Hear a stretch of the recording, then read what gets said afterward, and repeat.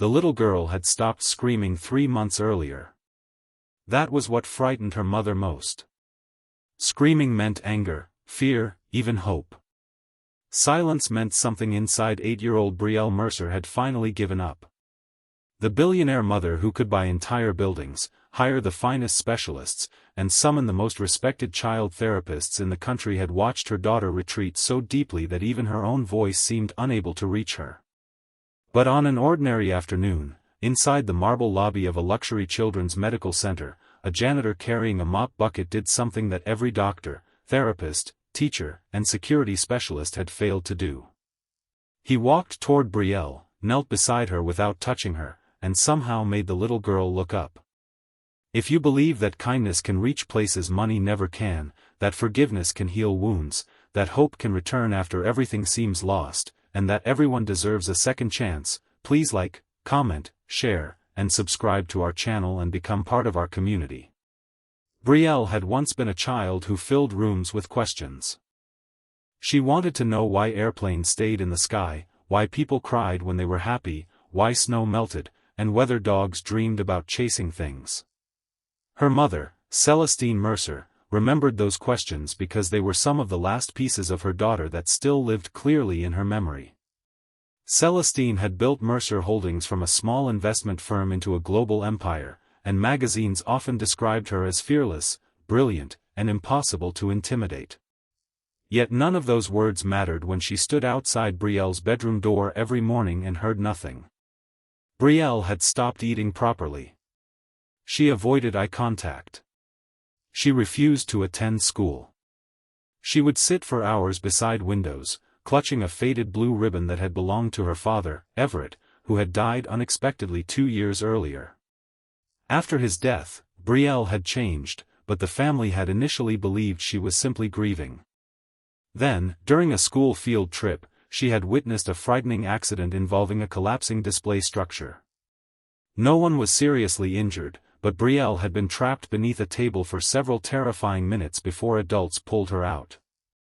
After that day, she stopped speaking almost entirely. Celestine reacted the only way she knew how. She attacked the problem with resources. Specialists came from Boston, Toronto, Chicago, and London. Therapists designed schedules. Doctors conducted evaluations. Teachers offered private lessons. A former military psychologist tried structured exercises. Nothing worked. Brielle simply withdrew further. Celestine began blaming herself, even though everyone around her insisted the situation wasn't her fault. She wondered whether she had spent so many years building a company that she had forgotten how to build a home. She had provided Brielle with everything money could purchase, yet perhaps she had mistaken provision for presents. One afternoon, Celestine brought Brielle to the Children's Medical Center for another therapy appointment. The appointment had been cancelled unexpectedly, leaving them with almost an hour to wait. Brielle sat beneath a tall window, knees pulled toward her chest, staring at sunlight moving across the polished floor. Celestine was on her phone discussing a business crisis, her voice low but tense. She didn't notice the janitor until he passed them with a cart. His name was Callum Reed, 38 years old, a single father raising his 7-year-old son, Theo. To everyone at the medical center, he was simply the quiet maintenance worker who arrived early, finished his duties without complaint, and left before the afternoon staff meeting. He wore an inexpensive uniform, kept his dark hair closely trimmed, and carried himself with a strange precision that didn't match his occupation. He never rushed around corners. He always noticed exits. He instinctively positioned himself where he could see the room. Most people assumed it was habit from years of disciplined work. They had no idea that Callum had once served as a Navy SEAL, spent years operating in dangerous places, and left the military after an injury and the death of 2 men he had considered brothers. Callum had never told anyone at the medical center about his past. He didn't want admiration. He didn't want questions. After leaving the military, he had returned home carrying more memories than belongings and became a single father when Theo's mother disappeared from their lives shortly after the boy was born. Callum learned to balance school lunches, rent payments, laundry, and bedtime stories with the same determination he once used to survive missions. He had discovered that raising a child required a different kind of courage. You couldn't command a frightened child into feeling safe. You had to earn their trust one small moment at a time. As Callum approached Brielle, he noticed something most adults had overlooked. The little girl's eyes weren't simply empty. They were constantly scanning. She watched people's hands. She watched doors. She watched sudden movements. When someone walked too close, her shoulders tightened. Callum recognized that behavior immediately. Fear had taught her to prepare for danger before danger appeared. Instead of speaking to her, Callum stopped several feet away and quietly cleaned a small mark from the floor. Then he noticed the blue ribbon in her hand. He didn't ask about it. He didn't tell her she was safe. He didn't tell her to smile. He simply sat down on the floor several feet away, placed his mop beside him, and began folding a small paper airplane from a discarded maintenance form. Brielle watched. Callum folded the wings carefully, but the first plane fell sideways when he tossed it. He looked at it with exaggerated disappointment. Brielle's eyes followed the plane. Then, so faintly that Celestine almost missed it, the corner of the girl's mouth moved. Celestine lowered her phone. Callum made another plane. This one flew farther. Brielle's eyes widened. For the first time in weeks, she moved toward another person without being asked. Celestine stared in disbelief. Callum didn't celebrate the moment. He simply folded another plane and placed it on the floor between them. Brielle picked it up. Her fingers trembled as she examined the folds. Then she slowly reached for the paper. It was such a small thing, but to Celestine it felt enormous. She approached Callum with a mixture of suspicion and gratitude. She asked him what he had done. Callum quietly explained that he hadn't done anything special. He had simply noticed that Brielle didn't need another person telling her what to feel. She needed someone willing to sit beside her without demanding anything. Those words struck Celestine harder than she expected. For years, she had measured progress in numbers. Company revenue. Market share. Quarterly growth. School performance. Medical reports. Therapy results. Yet Callum had measured Brielle in something completely different. Trust. The following afternoon, Celestine deliberately returned to the medical center. She found Callum cleaning the children's recreation room. Brielle sat nearby, watching him work. When Callum finished, Brielle silently handed him another paper airplane. He accepted it with a smile. Celestine began noticing things she had ignored. Callum remembered that Brielle disliked loud vacuum cleaners. He never entered her personal space without permission. He always announced himself before moving something near her. He never praised her for being brave because he understood that sometimes telling someone to be brave only reminds them that they are afraid. But Celestine also noticed something else. Callum sometimes struggled to hide pain. One afternoon, a metal cart slipped from a storage rack. It crashed loudly across the floor. Several people jumped. Callum reacted instantly, moving between Brielle and the noise before anyone else could respond. His body shifted into a protective stance so naturally that a nearby security officer noticed. Celestine noticed too. Later, she searched his name through the limited employee information available to her. What she found stunned her. Callum Reed had served as a Navy SEAL. His record included commendations for extraordinary bravery. It also contained something much more personal. He had been injured during a rescue operation and had lost 2 teammates during the same deployment. His medical discharge had ended a career he had expected to continue for decades. Celestine felt ashamed of herself for looking. The next day, she confronted him gently. Callum didn't deny it. He simply explained that he wasn't hiding his past because he was ashamed. He was hiding it because he wanted to be known for who he was now, not for what he had once done. That answer changed something inside Celestine. She began seeing the man beneath the uniform. Callum wasn't seeking recognition. He was raising his son. He was paying bills. He was rebuilding a life. And somehow, despite carrying his own wounds, he had found the patience to help a frightened little girl feel safe. But Brielle's recovery wasn't easy. There were setbacks. One afternoon, another child accidentally knocked over a chair, and the sudden sound sent Brielle into panic. Celestine rushed toward her, but Brielle recoiled. Celestine stopped, tears filling her eyes. She realized that even her love could feel overwhelming when fear controlled her daughter's world. Callum stayed several feet away.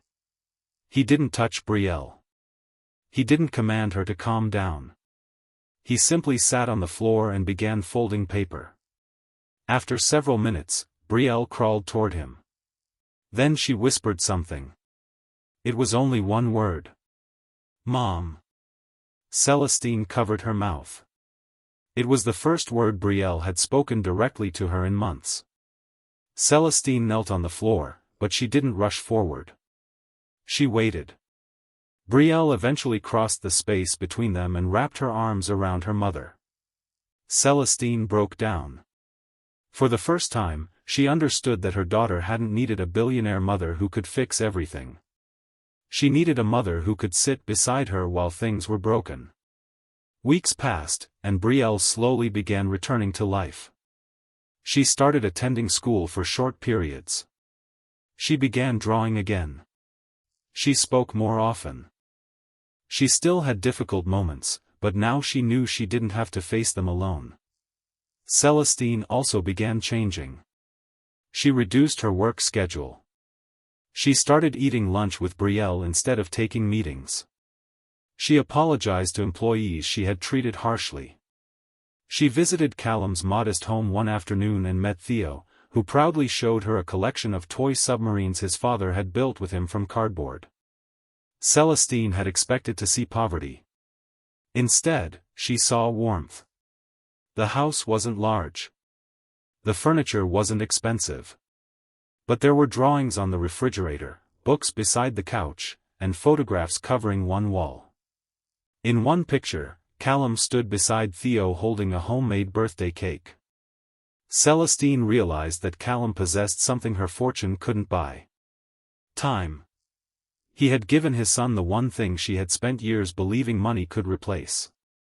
Eventually, Celestine offered Callum a position managing a new foundation she wanted to establish for children struggling with trauma and grief. Callum initially refused. He didn't want charity, and he didn't want his military history used as publicity. Celestine understood. So she changed the offer. She asked him to help build the foundation, not as a symbol, not as a decorated veteran, but as a father who understood what frightened children needed. Callum accepted. The foundation eventually opened a small daytime center where children could draw, read, build things, talk, or simply sit quietly without being forced to explain themselves. Brielle helped design the first children's room. She chose the color of the walls, the books on the shelves, and the little paper airplanes hanging from the ceiling. On opening day, Celestine stood in the doorway watching Brielle teach another frightened child how to fold a paper airplane. Callum stood nearby with Theo. Brielle looked at her mother and smiled. It wasn't the smile of the old Brielle. It was something better. It was the smile of a child who had survived something painful and discovered that her story didn't have to end there. Celestine walked toward Callum and thanked him, but Callum reminded her that she had been the one who chose to stay. He had only shown her where to sit. Those words stayed with Celestine. Because that was the truth. Callum hadn't rescued Brielle from her pain. He had helped her discover that she could walk through it. Celestine hadn't failed as a mother because she couldn't fix everything. She had simply needed to learn that love wasn't about controlling the outcome. Sometimes love meant sitting on the floor beside someone and refusing to leave. Before the center closed that afternoon, Brielle handed Callum one final paper airplane. This one had a tiny blue ribbon drawn across its wing. Callum looked at it, then at Brielle. She told him it was for his team. He understood what she meant. For the people he had lost. For the memories he carried. For the part of himself he had once believed he could never recover. Callum held the airplane carefully. His eyes filled with tears. And Celestine understood that Brielle hadn't only been healed by Callum. In some quiet way, Callum had been healed by her too. If you are watching this story and carrying a wound that nobody else can see, remember this: healing does not always arrive as a miracle. Sometimes it arrives as one patient person who sits beside you without judgment. Sometimes it arrives through forgiveness. Sometimes it comes when you finally admit that you don't have to be strong every minute of every day. And sometimes the person you think you are helping becomes the person who helps you find your way home. Before we reach the final moment, leave a meaningful comment telling us what you believe the most powerful lesson of Brielle and Callum's story was. Was it patience, forgiveness, the courage to ask for help, or the simple power of being present for someone who is hurting? Your words might give hope to someone reading them today. Years later, Brielle would keep the first paper airplane Callum had ever made for her inside a wooden frame above her desk. She would become a counselor who worked with children experiencing trauma, because she wanted every frightened child to know what she had eventually learned herself: being broken does not mean being beyond repair. And Celestine would never again measure her success only by the size of her company. She measured it by mornings spent eating breakfast with her daughter. By afternoons listening without checking her phone. By apologies given before pride could stop her. By doors she opened for people who had once been overlooked. And by the sound of Brielle laughing again. As for Callum, he remained the same quiet man who preferred action to praise. He still wore simple clothes. He still arrived early. He still folded paper airplanes with Theo on weekends. His SEAL past remained part of his story, but it no longer defined him. Because the greatest thing Callum Reed ever did wasn't survive a dangerous mission. It wasn't earn medals. It wasn't protect people under fire. It was something much quieter. He saw a little girl everyone else had stopped knowing how to reach, and instead of demanding that she come back to the world, he patiently entered the small piece of the world where she still felt safe. And there, on an ordinary afternoon, a janitor with a forgotten military past reminded a billionaire mother of something priceless: sometimes the greatest rescue doesn't come from wealth, power, medicine, or fame. Sometimes it begins with a person sitting beside another person and simply saying, through their presence, "You don't have to face this alone." If this story touched your heart, please like this video, leave a meaningful comment, share it with someone who needs hope today, and subscribe to our channel so you never miss another emotional journey.